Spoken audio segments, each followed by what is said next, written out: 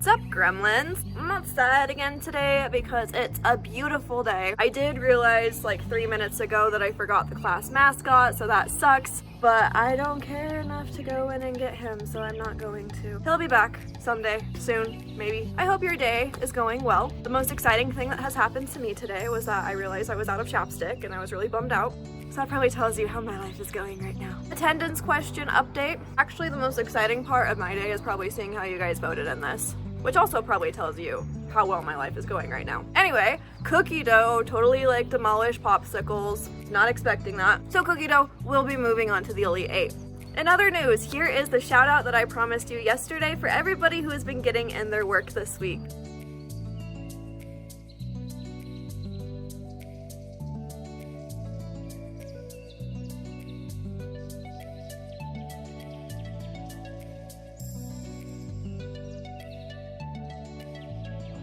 You guys are so awesome. So proud of you.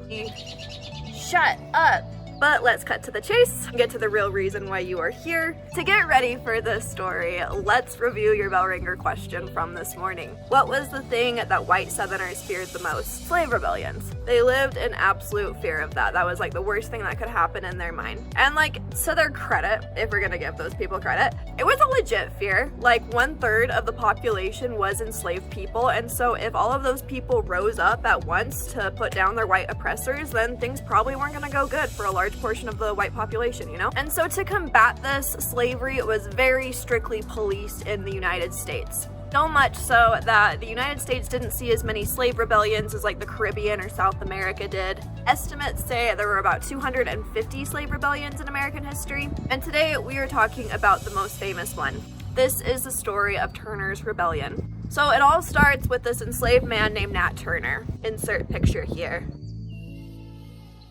He was born into slavery, and as a kid, Nat showed a lot of intelligence, and so he was taught how to read and write. He was also a really spiritual person, and so his mom and other people around him actually kind of like started to put this idea into his head that, hey, you're meant for a greater purpose. It was thought that he was actually meant to be a prophet. So Nat grows up and he actually becomes a preacher. And as he got older, he said that he was receiving visions from God. These visions told him to lead the slaves in a rebellion. On February 12th, 1831, there was actually a solar eclipse that darkened the sky. Turner took that as a sign that he needed to start seriously planning his rebellion, and so he started to do that. So he starts to plan things out, he gets some really trusted friends close with him, and then he gets another sign. On August 13th, 1831, Mount St. Helens erupts.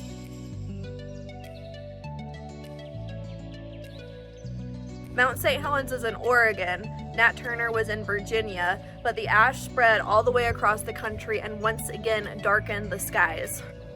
So Turner took it as a sign that God wanted him to begin his rebellion. Turner and his group started with his enslaver. They killed everybody in the house. After that, they moved on through all of the neighborhoods, freeing the enslaved people as they went and killing most of the white people they found. Turner said that he believed that violence would awaken the white people to the brutality of slavery.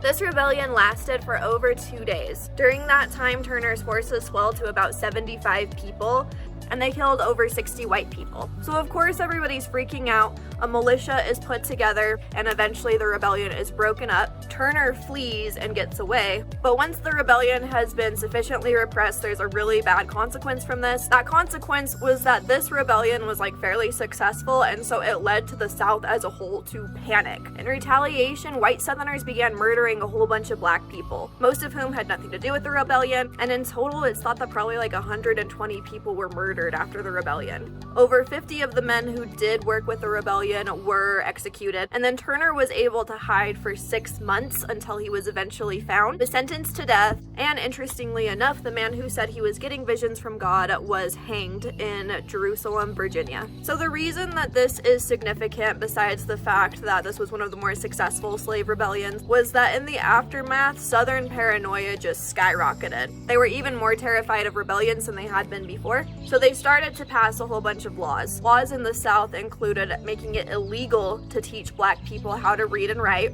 There was a limit on how many free black people could gather together. Black people were not allowed to bear arms, and a white preacher was required to be at any black worship service. And it became illegal to possess any abolitionist material. So Turner's Rebellion really made the South double down on slavery. The Turner's Rebellion is a very interesting event, but a really sad event with some pretty bad consequences, and it's one of those things that just pushes us one step closer to the Civil War. Alright gremlins, thank you for listening to my story today. Time to go take a quiz on this video. Tomorrow is going to be cooking with Miss Barney again, and I'm going to talk to you about the Titanic, so stay tuned. Bye!